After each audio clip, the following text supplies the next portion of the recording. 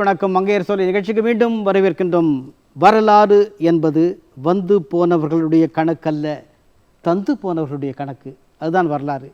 யார் தந்தார்கள்? சாதனையாளர்கள். யார் சாதனையாளர்கள்?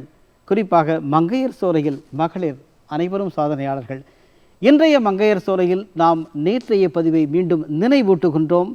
ஒரு மிகச்சிறந்த பாடகி, கிராமிய கலை தொழில்நுட்பம், அதிலே இந்தியா முழுவதும் பயணப்பட்டு பல இடங்களில் விருதுகள் பெற்றுள்ளவர் தான் இங்கே வந்துள்ளார். பேராவூரணி பகுதியில் இருந்து ஆர் லலிதா. பசும் சாணம், அதை வைத்து பல பொருட்களை, பயனுள்ள பொருட்களை தொடர்ந்து தயாரித்து இன்று உலக அளவில் இணையத்தின் மூலமாக மிகப்பெரிய சந்தையை உருவாக்கி இருக்கிறார். அவர்தான் ராமநாதபுரத்திலிருந்து வந்துள்ள ஜனனி பிரதா. அவரை நாம் மீண்டும் நிகழ்ச்சிக்கு வரவேற்கின்றோம். தேன் இது ஒரிஜினலா இல்லை வேறவா அப்படின்ற ஒரு மிகப்பெரிய கேள்வி. இந்த கேள்விக்கு விடை சொல்வது மட்டுமல்லாமல் தொடர்ந்து பாடுறாங்க. என்ன பாடுறாங்கன்னா, 1000 மலர்களே மலருங்கள், அமுத கீதம் பாடுங்கள். இந்த பாடலை இவங்க தான் பாடுறாங்க. ஏன்னா நிறைய மலர்கள் மலர்ந்தால் இன்னும் நிறைய தேன் கிடைக்கும். அப்படி மிகப்பெரிய ஆசையோடு அந்த அமுத தேனை மக்களுக்கு வழங்குகின்றவர் தான் சந்தான சரஸ்வதி. அவர் திருநெல்வேலியிலேருந்து வந்திருக்காங்க. அவரை மீண்டும் நிகழ்ச்சிக்கு வருகை என்று வரவேற்கின்றோம். நான் காத்துட்ருக்கேங்க. 2029 மே மாதம் 29ஆம் தேதி என்ன சாதனை? எவரெஸ்ட்டில் ஸ்கேட்டிங் பண்ண போகிறேன், எவரெஸ்ட்டில் நான் மராத்தான் ஓட போகிறேன். தன்னுடைய பதிவுகளில் மேலும் மின்ன போகிறார் நவ்ஷின் பானுச்சந்த். அவரை மீண்டும் நிகழ்ச்சிக்கு வரவேற்கின்றோம். சென்னை விமான நிலையத்தில், பன்னாட்டு விமான நிலையத்திலே அவர் மிகச்சிறந்த ஒரு அலுவலராக பணிபுரிகின்றார். வாழ்த்துக்கள் அவருக்கு. வரவேற்கின்றோம். வணக்கம். ஜெயங்கொண்டம் பகுதியிலிருந்து இந்தியா முழுவதும் பல இடங்களிலே நாடக கலைக்கு புத்துணர்ச்சி, அதன் மூலமாக மக்களை தொடர்ந்து கவர்ந்து வருகின்றார். அவர்தான் திருநங்கை கொளஞ்சி அவர்கள். அவரை நிகழ்ச்சிக்கு மீண்டும் வரவேற்கின்றோம். தன்னுடைய 6 வயதிலிருந்து பல மேடைகளில் தொடர்ந்து பல்லாயிரக்கணக்கான மேடைகள் என்று நாம் சொல்லலாம். ஒரு கிரிக்கெட்டர் 50,000 ரன் எடுத்திருக்கார். சரி, ஒரு 50,000 மேடைகளில் ஒருத்தர் ஏறி இறங்கியிருக்காங்கன்னா சாதாரண விஷயம் இல்லை. இதையும் உலகம் பதிவு செய்கிறது. காரணம், இந்த சாதனை என்பது பல மக்களிடம் அவர்களுடைய திறமைகளை சொல்வது மட்டுமில்லாமல் பல திறனாளர்களை உருவாக்குகின்றார். நம்முடைய தமிழ்நாடு இயல் இசை நாடக மன்றத்தினுடைய உறுப்பினர், செயலர், மிகச்சிறந்த கவிஞர், எழுத்தாளர், படைப்பாளர், நடன நாடக கலைஞர், ஒரு பதிவாளர், பேச்சாளர். அவர்தான் திருமதி விஜயா தாயன்பன். அவரை மீண்டும் நிகழ்ச்சிக்கு வருக வருக என்று வரவேற்கின்றோம்.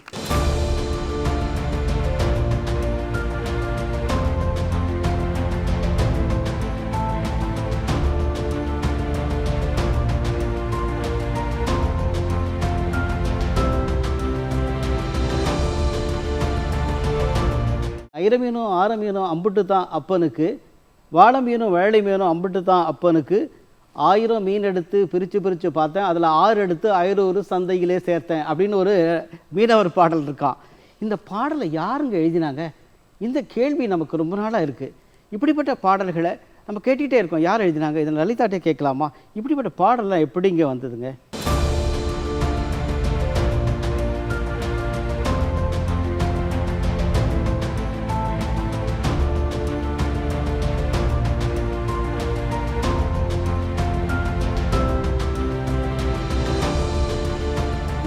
நடவு வயலில் பாடுவாங்க. நடவு வயலில் நாற்று நடும்போது. எப்படி, யார் இதெல்லாம் எழுதினாங்க? யார் கொண்டு வந்தாங்க? அந்த காலத்தில் உள்ள பாட்டிங்க தான் பாடுவாங்க. அந்த காலத்து பாட்டிங்க தான். சரி, இப்போ பல இடங்களில், பல மாநிலங்களில் போய் நீங்கள் நிறைய நிகழ்ச்சிகள் பண்ணியிருக்கீங்க. சில அனுபவங்களை சொல்லுங்கள். இந்த மொழியே ஃபஸ்ட்டு நம்ம தமிழ்நாட்டில் நம்ம தமிழ் பேசுவோம். அங்கே போயிட்டு பார்த்தா அவரே ஹிந்தி, எனக்கு புரியலை, என்ன பேசவும் தெரியலை. புட் சாப்பிடணுன்னானு அது எப்படி என்னங்கிறது எங்களால் பேச முடியாமல் ரொம்ப கஷ்டப்பட்டோம். நாங்கள் அங்கே சாப்பாட்டுக்கே முதல்ல எப்படி பேசுகிறது என்னங்கிறது ரொம்ப கஷ்டப்பட்டோம். அங்கே போய் தான் எனக்கு அந்த அனுபவமே தெரிஞ்சு கொஞ்சம் நானும் அந்த ஹிந்தி கற்றுக்கிட்டேன் கொஞ்சம் நாள் இருந்ததுனால. அதாவது தன்னுடைய மொழி தமிழ், தன்னுடைய தாய்மொழி. ஆனால் பிற நாட்டுக்கு, பிற மாநிலங்களுக்கு போனப்போ அந்த மொழி தனக்கு புரியல.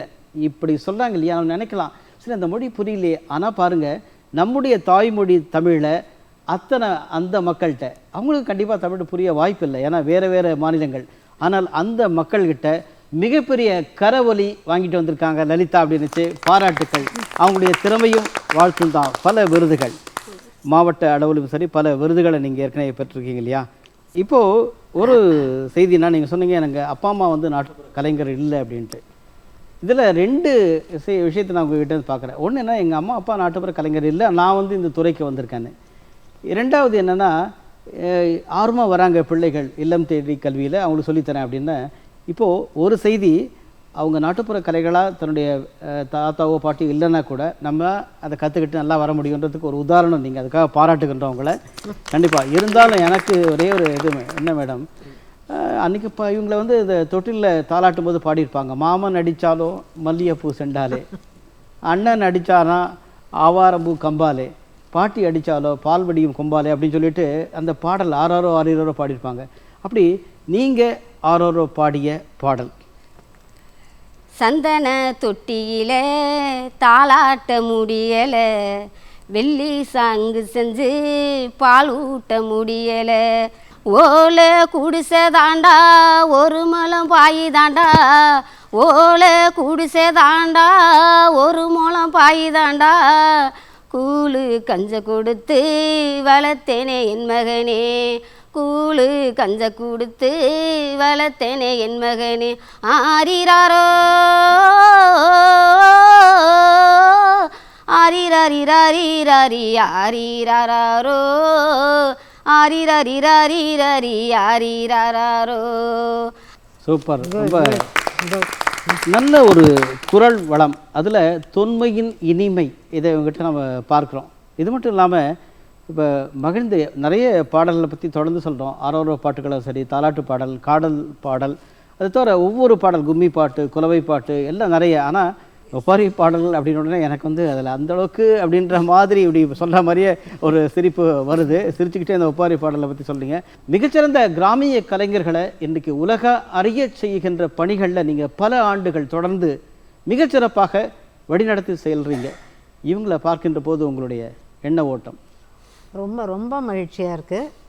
ஏன்னா நிறைய பேர் இந்த மாதிரி கிராமிய பாடல்கள் பாடுறவங்க தமிழகம் முழுவதும் இருக்கிற இந்த கிராமிய பாடல்கள் பாடக்கூடியவர்கள், கரகாட்டம் ஆடக்கூடியவர்கள், மற்றபடி அந்த பொய்க்கால் குதிரை, பறையாட்டம், எத்தனை வகைகள் உண்டோ அத்தனை பேருக்கும் வாய்ப்புகள் தர்ற மாதிரி தான் ஏலிசை நாடகமன்றத்தில் நாங்கள் இயங்கிக்கிட்டு இருக்கோம். குறிப்பாக ஒரு உதாரணத்துக்கு சொல்லணுன்னா, பொங்கல் விழா மிகச்சிறப்பாக நடத்துகிறோம்.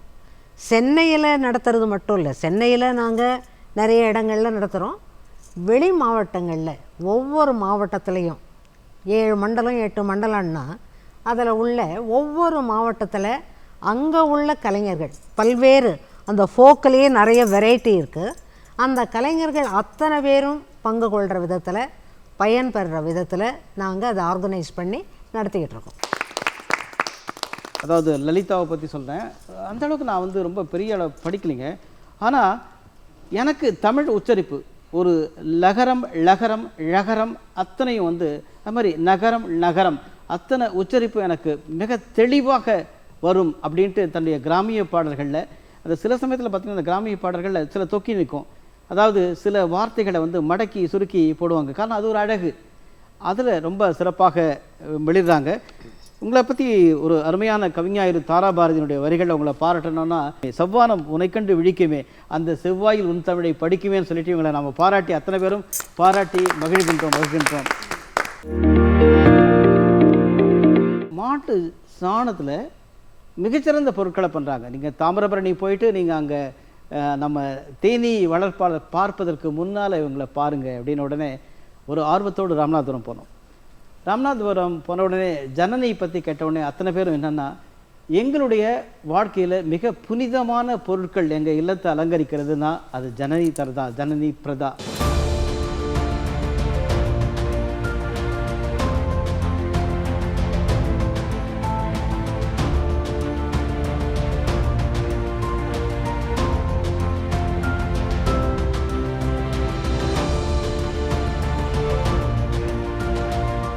என்னோட பிஸ்னஸ் பார்த்திங்கன்னா வி ஆர்கானிக் வேர்ல்டு. அதில் என்ன பண்ணுறோம் அப்படின்னு பார்த்தீங்கன்னா, நாட்டு மாட்டு சாணத்திலேருந்து மதிப்பு கூட்டு பொருட்கள்லாம் பண்ணிகிட்ருக்கோம். இப்போ ரீசெண்டாக வந்து கைவினை பொருட்கள்னு ஒரு தனியாக ஒரு கேட்டகரி இது பண்ணியிருக்கோம்.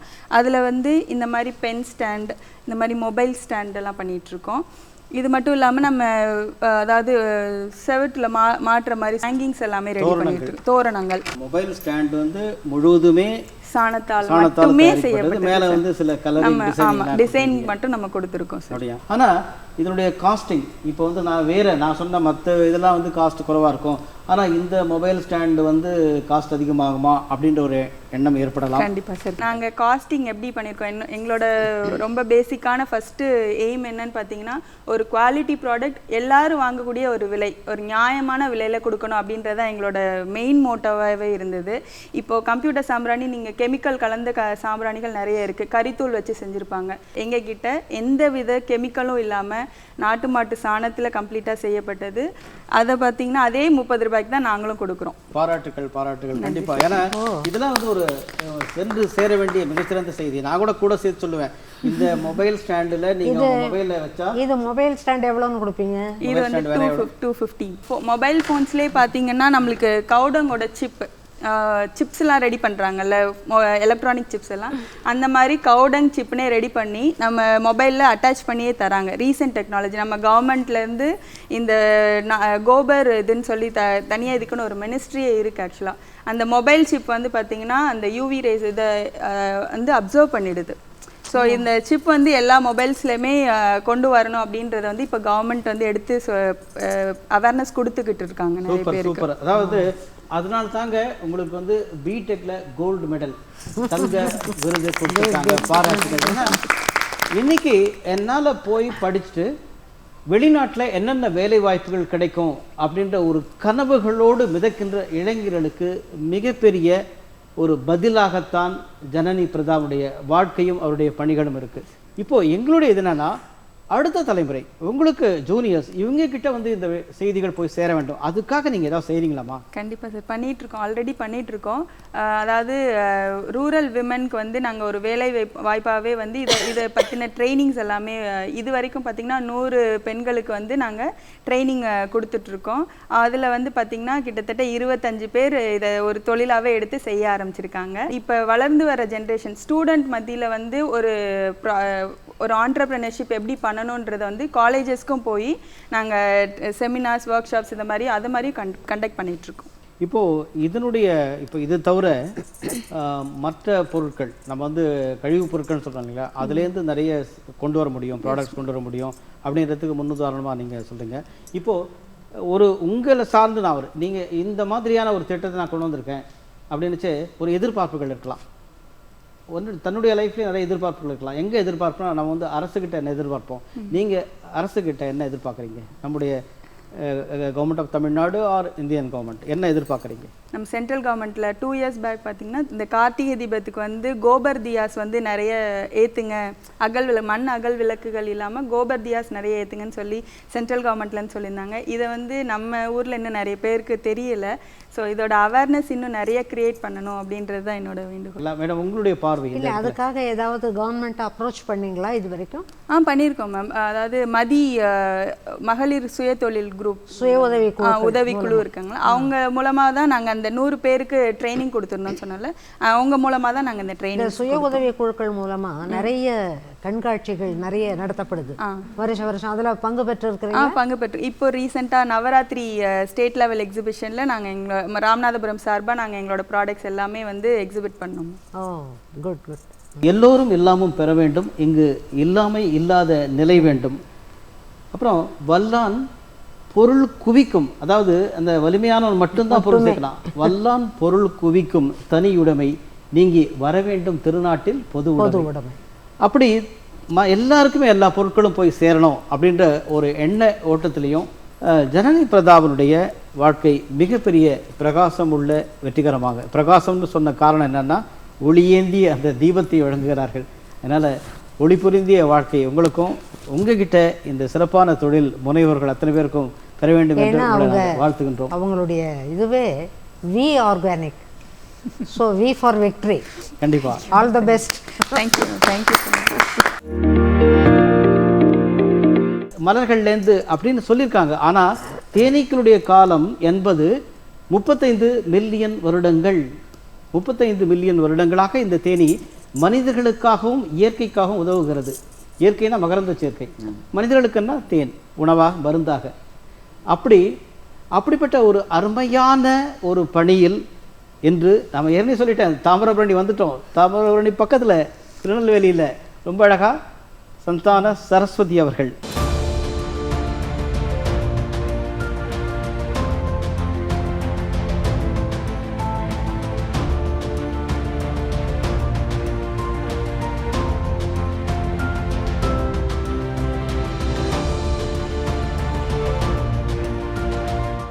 வணக்கம்மா. வணக்கம் சார். ஆமாம், ஏன்னா இப்போ நாம் பார்க்குற இப்போ இந்த அரங்கத்திலேயே நம்ம வந்து ஒரு மலர்கள், அந்த மலர்களில் வந்து தேனீக்கள் அந்த தேனை வந்து எடுக்கக்கூடிய காட்சிகளை நம்ம அரங்கத்திலே கூட நம்ம வச்சுருக்கோம், இப்போ பார்க்குறோம்.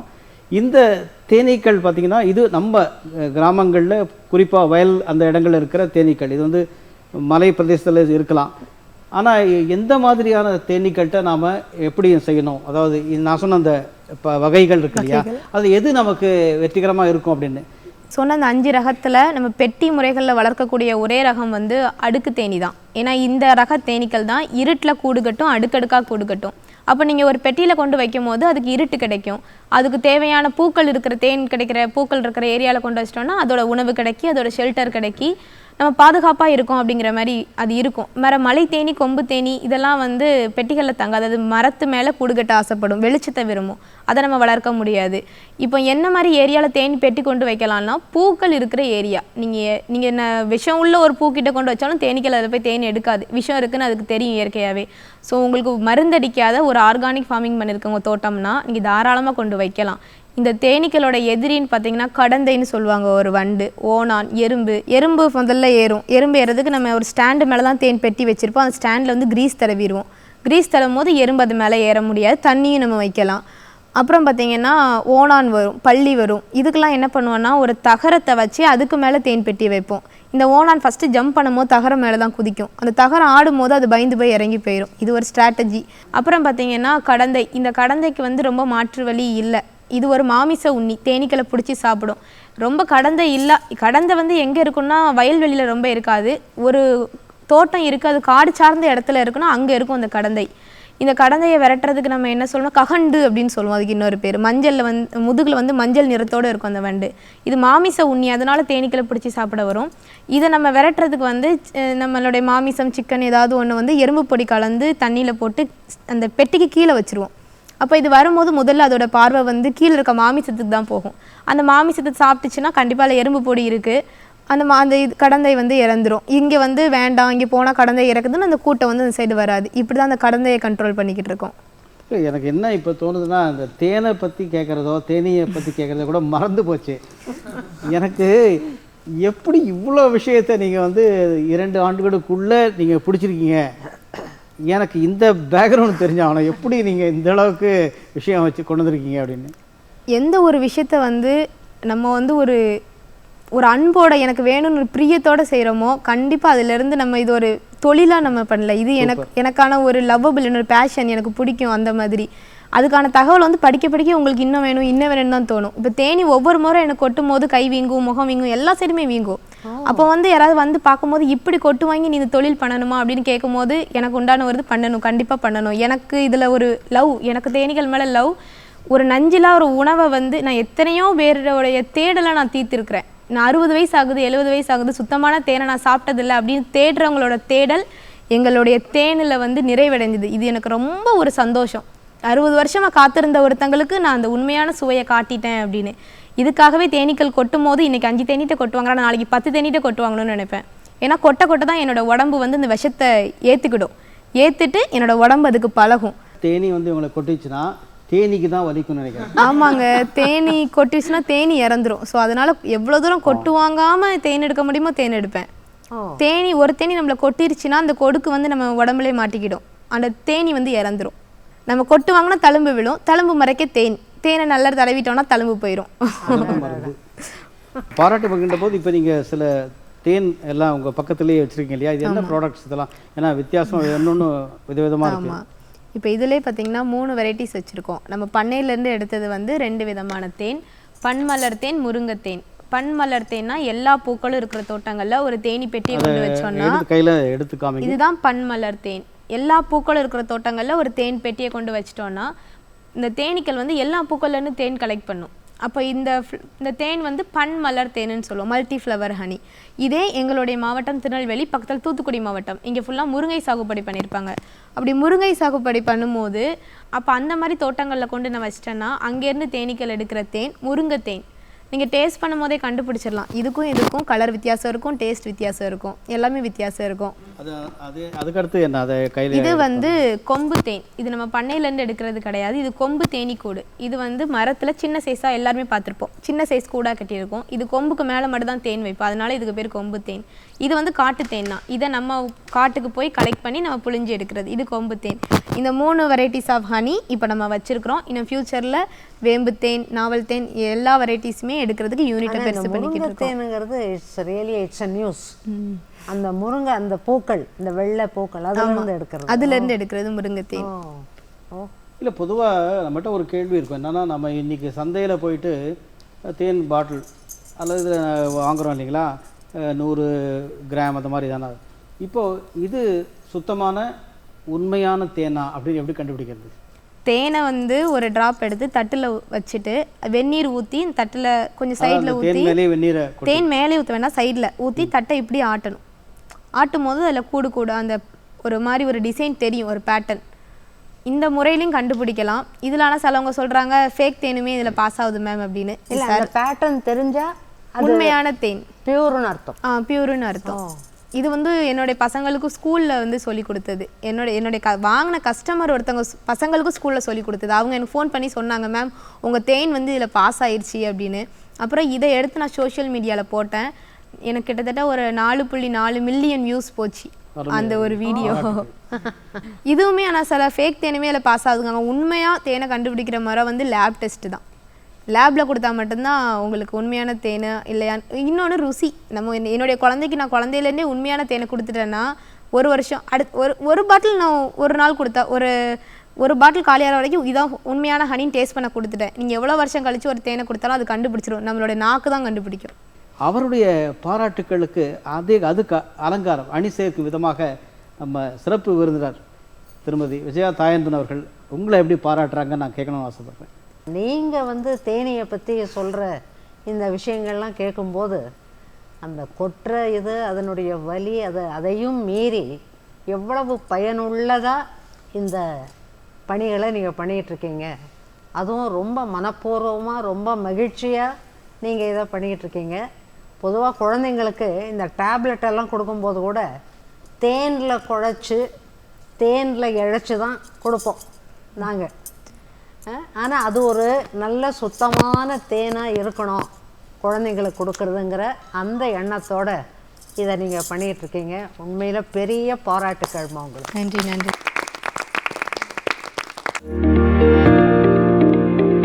ஒரு மிகச்சிறந்த சாதனையாளர், நோபல் வேர்ல்ட் ரெக்கார்ட் பண்ணவங்க இங்கே வந்திருக்காங்க. நௌஷின் பானு சந்த் அவரை நம்ம வருக என்று வரவேற்கின்றோம்.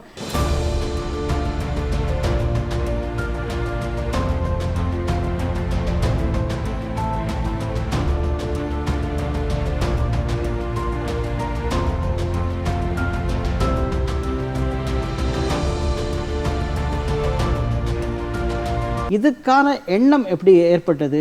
உங்களுடைய தந்தை டிஎன் பாளையம் என்கின்ற அந்த, அதாவது தூக்கநாயக்கன் பாளையமா, அத ஈரோடு பக்கத்துல, ஈரோடு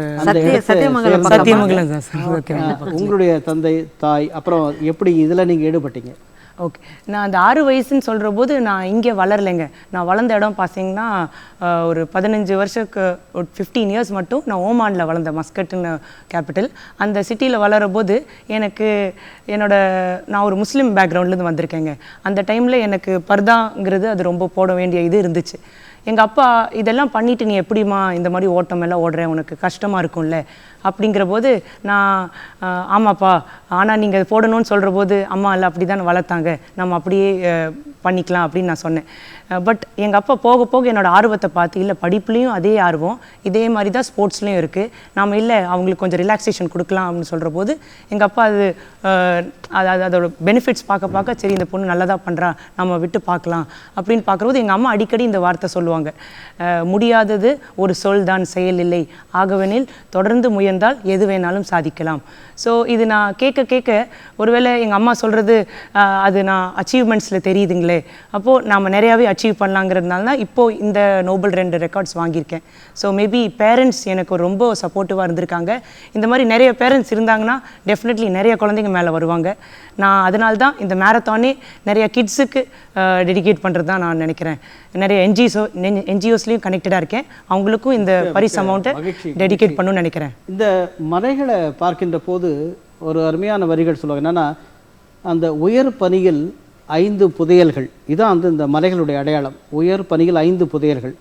இப்போது இதை வந்து தொடர்ந்து சாதிக்க முடியும் பல இளைஞர்களால் அப்படின்ற நம்பிக்கையை நீங்கள் எப்படி ஏற்படுத்துகிறீங்க? சார், இதுக்கு எனக்கு கவர்மெண்ட் சைட்லேயும் கொஞ்சம் ஹெல்ப் ஆச்சுன்னா நல்லாயிருக்கும். பிகாஸ் எங்களுக்கு ஒரு ஒலிம்பிக்கில் போகிற அளவுக்கு பவுல்ட்ரிங்னு ஒரு பர்டிகுலர் ஈவெண்ட் இருக்குது. அது ஒரு வாலில் ஏறணும் சார். வாலில் ஏறுற அளவுக்கு ஒரு இது இருக்குது. ஏன்னா மற்றபடிக்கு இது எல்லாமே செல்ஃப் ரெக்கார்ட்ஸாக தான் இருக்கும், நாமளே போய் பண்ணுறது.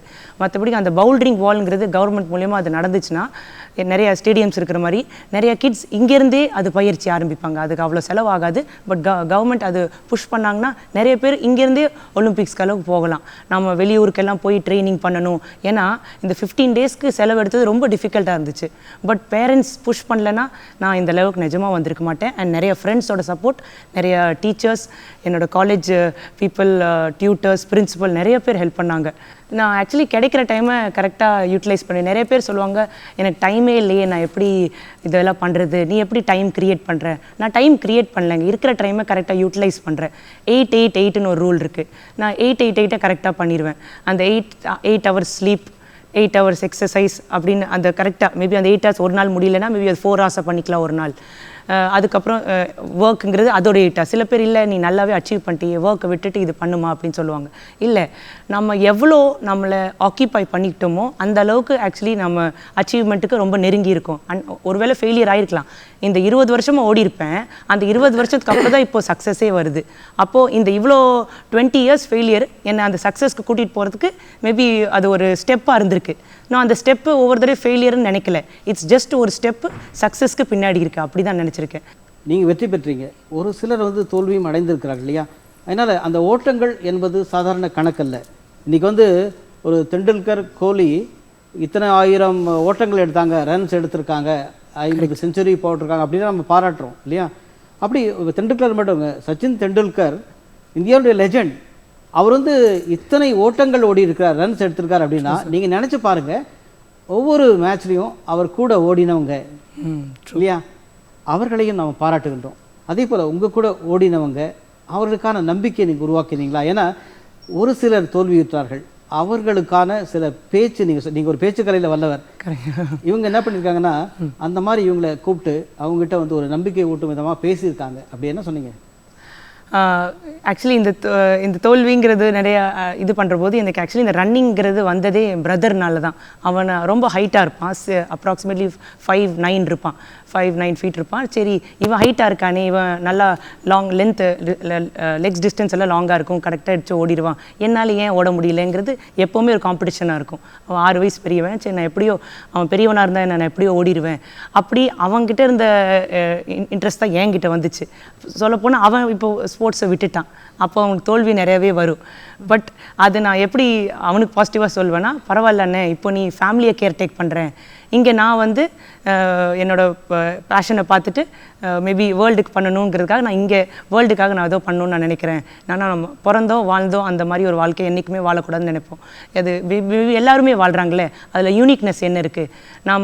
நம்மளோட ஜெயிக்கிறது மட்டும் பண்ணாமல் அந்த வர சக்ஸஸை எப்படி மற்றவங்களுக்கு கொண்டு போய் சேர்க்கணும், அப்படி நினச்சாதான் I think so it's a good thing. மற்றபடிக்கு தோல்விங்கிறது வர்றது தாங்க. அந்த தோல்வியை எடுத்துக்காம மேபி 1 step பிஹைண்ட் சக்ஸஸ் அப்படி எடுத்துக்கிட்டோன்னா மேபி ரொம்ப பாசிட்டிவ் அப்ரோச்சாக இருக்கும். ஸோ முடிஞ்ச அளவுக்கு பாசிட்டிவிட்டியை இப்போ நிறைய பேருக்கு கொடுக்கணும். ஏன்னா நெகட்டிவ் இருக்குது நிறைய இடத்துல. ஸோ அது பிரேக் பண்ணணும். சோஷியல் மீடியா சார் சொன்னார், நிறைய பேர் கிட்ஸ் அதில் இருக்காங்க. ஏன் அதே கேமு டெம்பிள் ரன் மொபைலில் உட்காந்து விளையாடுறோம், ஏன் வெளியே போய் ஓடி வேர்த்து கொட்டி விளையாடினா என்ன, அது கம்மியாயிருது. ஸோ அந்த மாதிரி ஸ்போர்ட்ஸ், அவுட்டோர் ஸ்போர்ட்ஸ்க்கு இன்ட்ரெஸ்ட் கொடுக்கணும்னு நான் சொல்ல வரேன். சொன்ன மாதிரி நமக்கு தோன்றுகிறது என்னென்னா, உன் கட்டை விரலை விட வானம் குட்டை என்று எடுத்து சொல், உன் சுட்டு விரலை விட வானம் சுருங்கியது என்று முழங்கி செல் என்று கவிஞர் சொல்லுவார். ஒரு அருமையான பதிவாக உங்களுடைய வாழ்க்கை பதிவையும் உங்களுடைய வெற்றிகளையும் நாம் பார்க்கின்ற இதே நேரத்தில் நௌஷின் பானு சந்த் அவர்கள் 2024 மே மாதம் 29ஆம் நாள் மிகப்பெரிய சாதனையை செய்து நம்முடைய இந்தியாவுக்கு குறிப்பாக தமிழகத்திற்கு பெருமை சேர்ப்பார் என்ற ஒரு கரவொலியோடு அவரை நாம் அத்தனை பேரும் நம்ம பாராட்டி மகிழ்கின்றோம். ஓ, நீங்கள் ஃபிக்ஸ் பண்ணியிருக்கீங்க. ஆமாங்க, கண்டிப்பாக அது பண்ணணும். மே 29th. அந்த மே 29th 1953ல் டென்சிங் ஹிலாரி 2 பேர் தனித்தனியாக ஆக்சுவலி மவுண்ட் எவரெஸ்ட்டை ஃபஸ்ட்டு ஏறியிருக்காங்க. இது பார்த்திங்கன்னா 71 இயர்ஸ்க்கு அப்புறம் it's been going on. So 71th year தான் 2024. ஸோ 70 இயர்ஸ்க்கு அப்புறம் நான் இது பண்ணணும்னு இருக்குது. பார்க்கலாம். ஒரு குறிப்பிட்ட நேரத்தில் சோர்ந்து போனவர்களை கை தூக்கி விடுவதற்காக பல திட்டங்களை வகுத்து அவங்களுக்கு கொடுத்துருக்கீங்க. ஒரு உங்களுடைய வாழ்க்கையிலும் சரி, எல்லா நிலைகளிலும், எல்லா பதவிகளிலும், எல்லா பொறுப்புகளிலும். இப்போ இவங்க ஒரு மிகச்சிறந்த ஒரு ஐகான், ஒரு இளைஞர்களுக்கு நம்பிக்கை ஊட்டும் விதமாக இவங்களுடைய பணி இருக்குது. இவர்களுடைய அடையாளத்தை நீங்கள் பல இடங்களில் உங்களுடைய அனுபவ ரீதியாக சொல்லுங்கள். பல இடங்களில் பார்த்துருப்பீங்க எப்படிப்பட்ட பெண்களை. இல்லை, நிறைய பேர் இருக்காங்க. கிராமப்புறத்தில் இருக்கிறவங்க கூட எல்லாருமே ஒரு சோர்ந்து போய் வீடு இப்படி அப்படி இல்லை. அதுவும் இப்போ அந்த பெண்கள் அவங்க காலிலேயே நின்று சாதிக்க முடியும் அப்படிங்கிற ஒரு நிலை நிச்சயமாக வந்திருக்கு. அந்த தன்னம்பிக்கையோடு அவங்களுக்கு தெரிந்த துறைகளில் அவங்கவுங்க ஈடுபட்டுக்கிட்டு இருக்கிறாங்க. அரசாங்கமும் நிறைய உதவிகளை இன்றைய தினம் பெண்களுக்கு பண்ணிக்கிட்டு இருக்காங்க. அது ஒரு பெரிய சப்போர்ட் அரசாங்கம் பண்ணுறது. உங்களுக்கே நிறைய ஸ்கீம்ஸ் இருக்குது. அது நிறைய சொல்லலாம், வரிசையாக சொல்லிக்கிட்டே இருக்கலாம். அவ்வளவு தூரம் கவர்மெண்ட்டு பண்ணுறாங்க. வாழ்த்துக்கள், வாழ்த்துக்கள். பொதுவாக நம்முடைய தமிழக பண்பாடுகள் அத்தனை எடுக்கின்ற போது முத்தமிழிலும் சிறந்த பல பதிவுகளை பார்க்கின்றோம். நமக்கான ஒரு வழிகாட்டுதலாக முத்தமிழ் அறிஞர் இருந்தார். இயலிசை நாடகம் என்பது, இயல் என்பது ஒரு சொல், அந்த சொல்லின் வடிவமாக செல்கிறது. இசை என்பது அந்த இசையின் வடிவமாக அமைவது. நாடகம் என்பது இரண்டும் சேர்ந்து உடலியலுடைய அசைவுகளாக அமைவது. இதுதான் 3, இயல், இசை, நாடகம். இதில் குறிப்பாக நாடகத்துறையில் மட்டுமல்லாமல் இசைத்துறையிலும் சரி, இயலிலும் சரி, நாடகத்துறையிலும் தன்னால் ஒளிர முடியும் என்று நிரூபித்து தொடர்ந்து வெற்றி கொடி நாட்டி வருபவர் தான் திருநங்கை கொளஞ்சி அவர்கள்.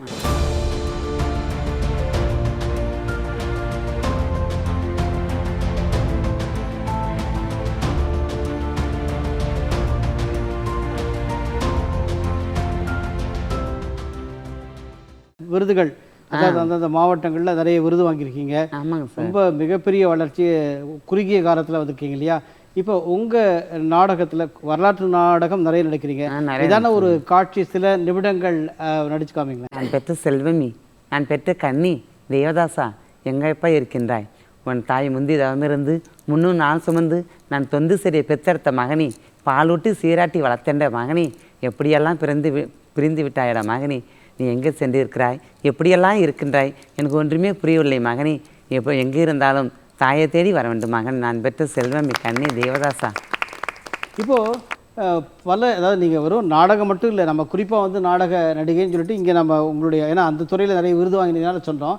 ஆனால் நீங்கள் கரகாட்டம் சரி, ஒயிலாட்டம், மயிலாட்டம், சிலம்பாட்டம், அப்புறம் பொய்க்கால் குதிரை, அனைத்து விதமாக, அதே மாதிரி பாடல்கள் மிக அருமையாக நீங்கள் அதுவும் எந்த மைக்கே இல்லாமல் கட்ட குரலில் அப்படி பாடி அதிருதில்லை அப்படின்ட்டு அந்த அரங்கத்தையே அதிர வச்ச பல காட்சி பதிவுகளில் நாங்கள் கிளிப்ஸில் பார்த்தோம். சரிங்களா?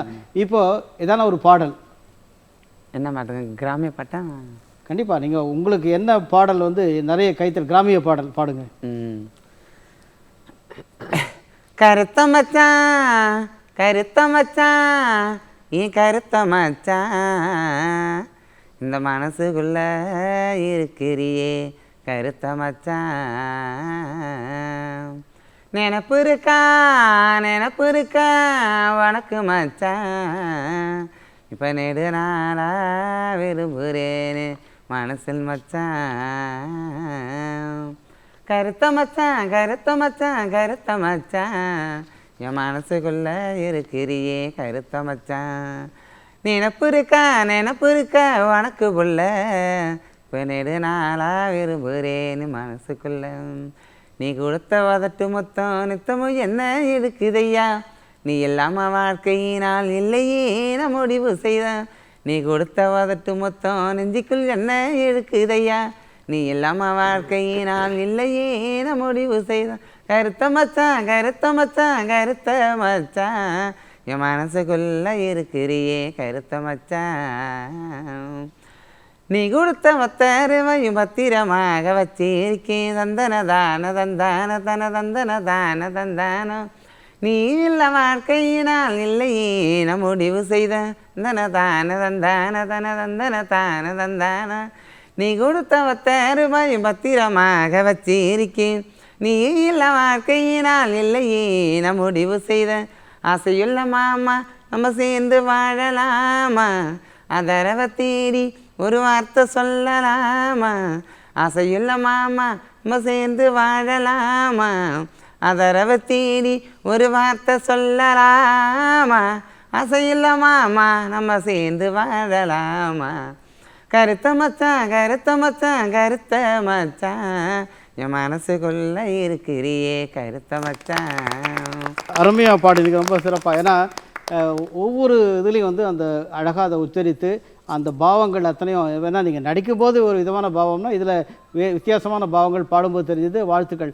உங்ககிட்ட ஒரு கேள்வி என்னென்னா, சார் நான் வந்து படிக்கலை, எனக்கு தான் இந்த கலையில் ஈடுபாடு அப்படின்னு சொல்லிட்டு தொடர்ந்து இந்த கலைக்காக சேவை செய்கிறீங்க, வாழ்த்துக்கள். அதே நேரத்தில் இந்த கலை இல்லாத நேரத்துலையும் வந்து ஒரு இடத்துல வந்து நீங்கள் வந்து இந்த உணவுப் பொருள் தயாரிக்கிற இடத்துல போயிட்டு உதவியாளராகவும் பணியில் இருக்கீங்க, வெவ்வேறு ஊர்களில் போயிட்டு. அந்த அளவுக்கு 24 மணி நேரம் உழைக்கின்றீங்க இல்லையா? இந்த இடத்துல ஒரு முக்கியமான கேள்வி. ஒரு திருநங்கை இன்று நம்ம பல இடங்களில் வீதிகளில் பார்க்குறோம், என்னென்னா வந்து எனக்காக தானே கொடுங்க எனக்கு கொடுங்கன்னு சொல்லிட்டு ஒரு கை ஏந்துகிறேன்னே சொல்லலாம். அப்படிப்பட்ட பதிவுகளைத்தான் பல இடங்களில் பார்க்கும்போது நமக்கு மனசு கொஞ்சம் வருத்தமாகத்தான் இருக்கிறது. ஆனால் நான் ஒரு திருநங்கையாக பிறந்து விட்டேன், அதனால் நான் போயிட்டு பல இடங்களில் வந்து உதவி கேட்பேன் அப்படின்றத தள்ளிட்டு என்னால் என் சொந்த காலில் நிற்க முடியும் அப்படின்ட்டு சாதித்து காண்பித்தவர்கள் நீங்கள் நிறைய. அதே போல் நம்முடைய நிறைய திருநங்கை சகோதரிகள் மிகச்சிறப்பாக பணிகளில், பல தொழிற்கூடங்களில், பல அலுவலகங்களில், பல நிலைகளில் மிகச்சிறந்த உழைப்பை வழங்கி கொண்டிருக்கிறார்கள். அதனால் ஒரு சிலர் இதே போல் போயிடுறாங்க. ஆனால் அப்படிப்பட்டவர்கள்லாம் வந்து உங்களுக்கான வாழ்க்கை இருக்குது, நீங்கள் இதே போல் உங்களால் வந்து பொருளீட்ட முடியும் அப்படின்றதுக்கு ஒரு நம்பிக்கை நாற்றாகத்தான் நீங்கள் வந்து விளங்குறீங்க. ஏன்னா உங்கள் பதிவை நாங்கள் பார்க்கின்ற போது உங்களை பாராட்டுகின்றோம். எப்படி இந்த நம்பிக்கை உங்களுக்கு வந்தது? சார் எனக்கு வந்து எங்கேயும் போகக்கூடாது, நம்ம நாடகம் முடிஞ்சிச்சுன்னா நம்ம எந்த இடத்துக்கும் போகக்கூடாது, நம்ம உழைச்சி சாப்பிட்ணும்னு சொல்லிட்டுங்க நாடகம் இல்லாதப்பாங்க கட்டட வேலைக்கு போயிருக்கிறேங்க சார், கான்கிரீட் வேலைக்கு போயிருக்கிறேன் நிறையா. எனக்கு தமிழ்நாடு தவிர வேற எங்கே போயிருக்கீங்க? இந்த நாடகம், இந்த பாட்டு பாட கரகத்துக்கெல்லாம்? டெல்லி போயிருக்காங்க சார், மும்பை போயிருக்கிறாங்க, ஹைதராபாத் போயிருக்கிறாங்க சார். இதெல்லாம் காரணம் யாருன்னா ஜெய்சங்கர் அண்ணா. கண்டிப்பாக கண்டிப்பாக. இல்லை, அதாவது ஒரு நாடகம் என்பது நமக்கு வந்து அன்று மிகப்பெரிய சாதனம். ஒரு மிகச்சிறந்த கொள்கைகளை மக்களிடம் கொண்டு சேர்ப்பதற்கும், நல்ல திட்டங்களை மக்களிடம் கொண்டு சேர்ப்பதற்கும், அதே போல் குறிப்பாக பகுத்தறிவு கொள்கைகள் மக்களிடம் கொண்டு அவர்கள் வந்து உணரும் வகையாக சேர்த்ததில் பல மிகச்சிறந்த தலைவர்கள் நாடகத்தின் மூலமாக உலகத்திற்கு வெளிச்சம் தந்திருக்கிறார்கள். நாடகம் என்பது சாதாரண இதில், அதாவது சிலப்பதிகாரத்தில் நாடக அரங்கத்தை பற்றிய பதிவுகள் இருக்குது. அதே போல் நாடக வெளிப்பாடு என்பதை பற்றியும் தொல்காப்பியத்திலே தமிழனுடைய பெருமை தான் அது. தொல்காப்பியத்திலே பார்த்திங்கன்னா ஒரு சிறப்பாக நகையே, அழுகை, இழிவரல், மருட்கை, அச்சம், அச்சம் மட்டும் இல்லை பெருமிதம், பெருமிதத்தோடு மட்டும் இல்லை வெகுளி, உவகை, இத்தனை இந்த 8 விதமான பதிவுகளை உலகத்திற்கு சொன்னது நம்முடைய சங்க இலக்கியம் தொல்காப்பியத்திலிருந்து. அதெல்லாம் நான் வந்து பேப்பரில் புத்தகத்தில் பார்க்குறேன், இணையத்தில் பார்க்குறேன். ஆனால் அதை நேரை இன்றைக்கி பார்க்க முடியும் அப்படின்னா அதுதான் கொளஞ்சி. உங்களை மிகவும் சிறப்பாக நாங்கள் பாராட்டி வழங்குகின்றோம். உங்களுடைய எதிர்கால திட்டம் என்ன? உங்களுக்கு எப்படி அதுக்கான சப்போர்ட் கிடைக்கிறதா? ஏன்னா ஒரு ஜெய்சங்கர் போல் பல பேர் இந்த உலகத்தில் வந்து ஹெல்ப் பண்ணுறாங்க, அது வேறு விஷயம். இருந்தாலும் உங்கள் செய்தி என்ன? எனக்குங்க சார், நம்ம நாடகமும் உண்டு, இந்த கிராமிய கலை நிச்சயம் போகிறோமே, இன்னும் இது வந்து மேடையில் நிறைய பேர் டிவியை பார்க்கும்பொழுது ஒருத்தவங்க பாடுறாங்க, நிறைய சாதனை படைக்கிறாங்க, அது நம்ம இன்னும் வெளியே வரலையே அப்படின்னு அந்த கொஞ்சம் பெரும் வருத்தமாக இருந்துகிட்டு இருந்ததுங்க சார். அது நானும் வெளியே வரணும், எல்லா வெளிச்சத்துக்கும் தெரியணும், நான் இருட்டிலேயே தான் இருக்கிறேமே, இன்னும் வெளிச்சம் கிடைக்கலையே அப்படின்னு நான் ஏங்கி கொண்டு இருந்தாங்க சார். அந்த ஏங்கி கொண்டு இருக்கிறது இன்றைக்கி வெளிச்சமாக ஆகினது ஐயா சார் உங்கள் பணிவுடன் சார் நான் வணங்குகிறேன் சார். இந்த மேடைக்கு வருவதற்கு நீங்களும் முக்கியத்துவம் கொடுத்தீங்க சார், ஐயாவும் முக்கியத்துவம் கொடுத்தாங்க, அம்மாவும் முக்கியத்துவம் கொடுத்துருக்கீங்க சார். மனமாக கண்டிப்பாக. ஏன்னா உங்கள் பதிவுகள்லாம் பார்க்கின்ற போது நாங்கள் ஒவ்வொன்றுக்கும் சொல்லி பாராட்டணுன்ற மகிழ்ந்து சொல்கிறோம். அதாவது எல்லாமே சொல்லுவாங்க, சிறகை விரித்தால் மயிலாட்டம், சேர்ந்து குதித்தால் ஒயிலாட்டம் அப்படின்ற பதிவுகளில் அந்த ஆட்டங்கள்லேயும் நீங்கள் திறமை மிக்க கலைஞராக இருந்திருக்கீங்க.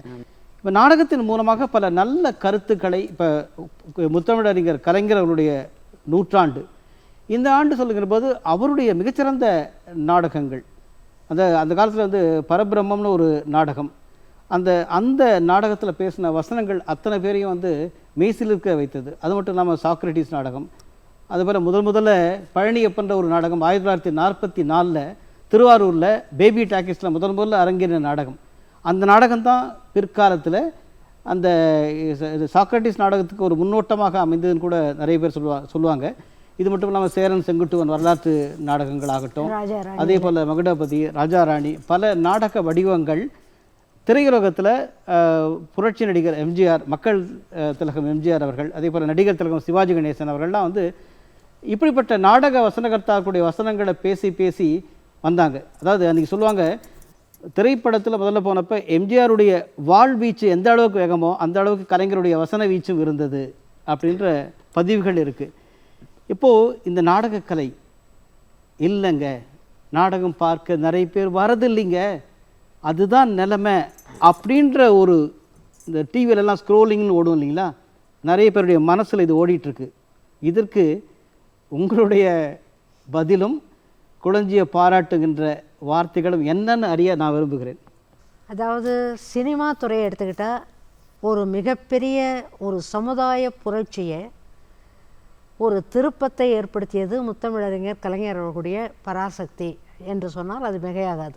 அதை தொடர்ந்து பல்வேறு மனோகரா ஆகட்டும், எத்தனையோ படங்கள், நீங்கள் சொன்ன சேரன் செங்குட்டுவன், இப்படி நிறைய படங்களில் வசனத்துக்காகவே படங்கள் போய் பார்க்குற ஒரு சூழ்நிலை அன்னைக்கு வந்ததுக்கு காரணமே தலைவர் கலைஞர் அவர்களுடைய அந்த வசனம்னு சொன்னால் அது நிச்சயமாக யாரும் மறுக்க முடியாது.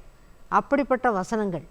இன்னும் சொல்லப்போனால் யாராவது ஒரு இடத்துக்கு ஒரு பட கம்பெனிக்கு புதுசாக வாய்ப்பு கேட்டு போனால் அவங்க பேசி காட்டக்கூடிய வசனமே ஒன்று பராசக்தி, இல்லை லேட்டரான்னு பார்த்திங்கன்னா மனோகரா, இப்படியெல்லாம் கலைஞருடைய வசனங்களை பேசி அது கரெக்டாக பேசினா அவங்களுக்கு பாஸ் மார்க் என்று சொல்லக்கூடிய அளவுக்கு மிகப்பெரிய ஒரு திருப்பத்தை ஏற்படுத்தியது திரைத்துறையில் கலைஞருடைய அந்த திரைக்கதை வசனம் எல்லாமே. இப்போ கூட 2 நாட்களுக்கு முன்னே நீங்களும் பார்த்தீங்க சூரபத்மன் நாடகம், அவ்வளவு சிறப்பு.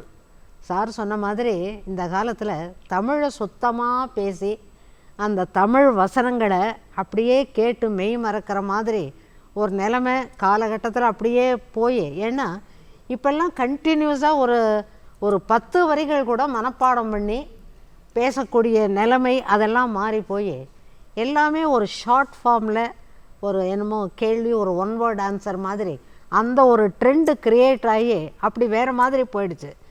ஆனால் இந்த சமீபத்தில் இப்போ இந்த சூரபத்மன் நாடகம் பார்த்து எங்கள் எல்லாருக்கும், நம்ம எல்லாருக்கும் மிகப்பெரிய ஒரு மன நிறைவு.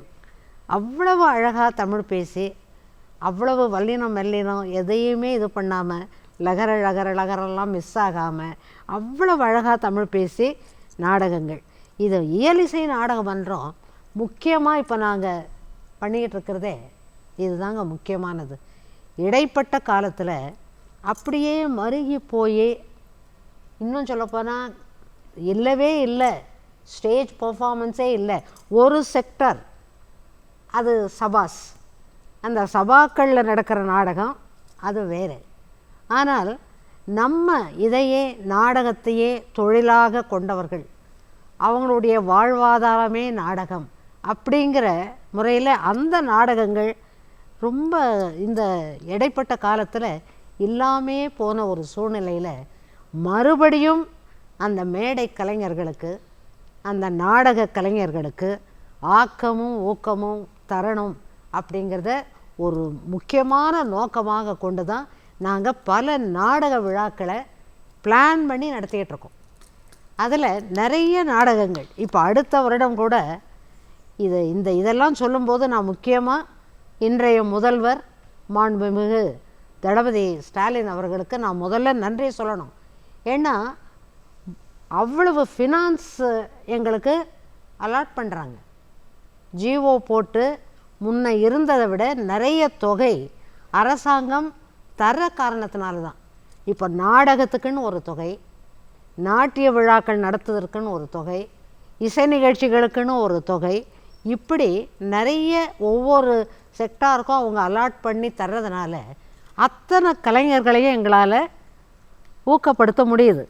இவங்க குழந்தையை போன்றவர்கள் கிராமிய கலைஞர்கள் அமெரிக்காவுக்கு இப்போ 2 மாதத்துக்கு முன்னால் ஒரு 15 கலைஞர்களை கூப்பிட்டு போனேன் இயலிசை நாடகமன்றம் மூலமாக. அமெரிக்காவில் உள்ளவங்க அந்த அளவுக்கு ரசிக்கிறாங்க நம்ம கிராமிய கலைகள். அதுலேயும் ஒரு பெரிய மாநாடு நடந்தது. அந்த மாநாட்டில் பல்வேறு நிகழ்ச்சிகள் நடந்தது. அதில் முதல் மார்க் யாருக்குன்னா நம்ம ஊரில் இருந்து போன கிராமிய கலைஞர்களுக்கு தான் முதல் மார்க்கு கிடச்சது.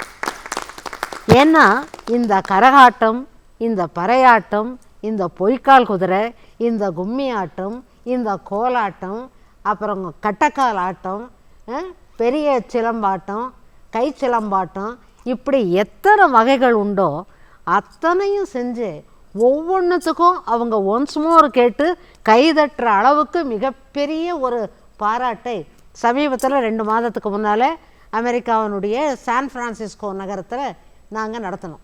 அதனால் இயலிசை நாடகமன்றம் இன்னும் சொல்லப்போனால் ஓய்வே இல்லாத அளவுக்கு தொடர்ந்து நாடக நிகழ்ச்சிகள், கலை நிகழ்ச்சிகள், இசை நிகழ்ச்சிகள் அத்தனையும் நடத்திட்டுருக்கோம். யங்ஸ்டர்ஸ், அதாவது வயதில் சின்ன பிள்ளைங்களை அவங்களுக்கு ஒரு ஆர்வத்தையும் அவங்களுக்கு ஒரு சப்போர்ட்டையும் ஏற்படுத்துகிற வகையில் இளம் அந்த ஒரு வயதுக்காரர்களுக்கான ஒரு ஊக்கத்துக்காக அது ஒரு தனி செக்ஷன்.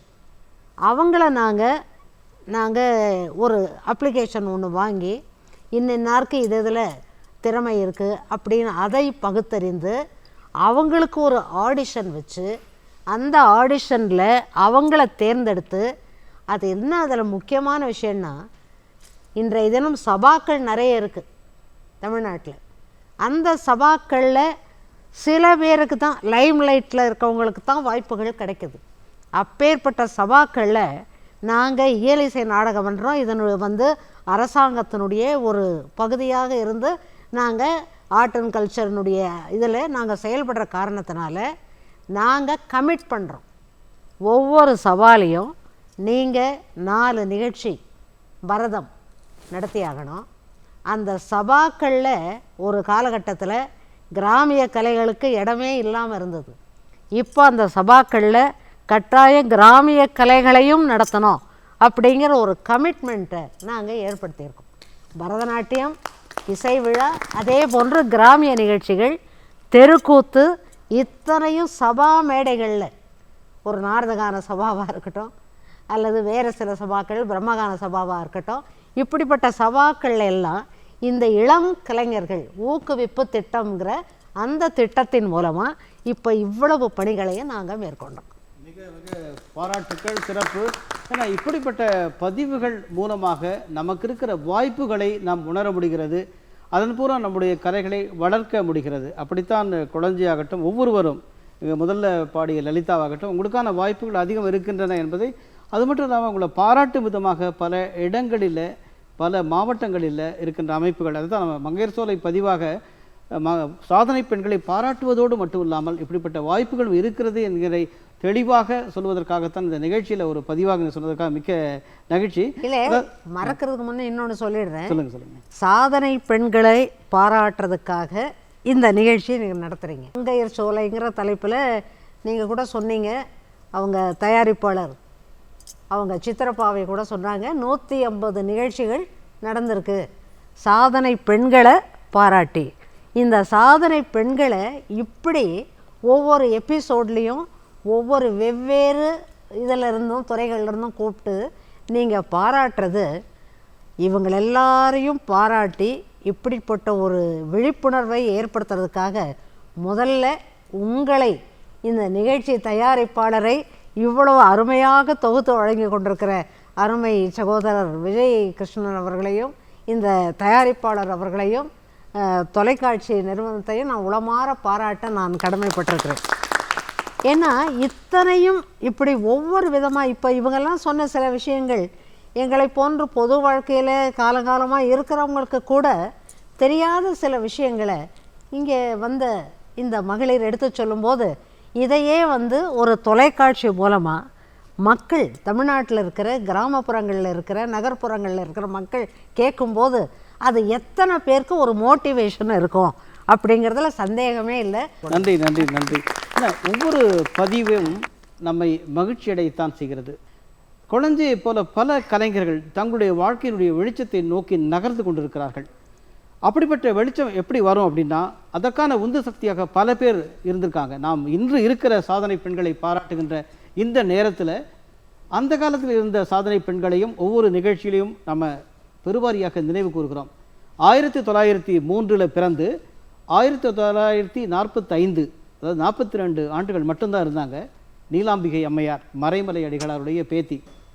தமிழ் திருவாட்டி என்று பாராட்டப்பட்ட அவர்தான் 1938 நவம்பர் 13ஆம் தேதி 13/11/1938 நாள் அவர் மூவலூர் ராமாமிர்தம் அம்மையார், எல்லாருமே அது தமிழ் பெண்கள் மாநாடு. இது மகளிருக்கான ஒரு சிறப்பு செய்தி. தந்தை பெரியார் இவே ராமசாமி ஐயா அவர்களை பெரியார் என்று அழைக்கலாம், அழைக்க வேண்டும், அழைப்போம் என்ற உறுதி பூண்டார்கள்.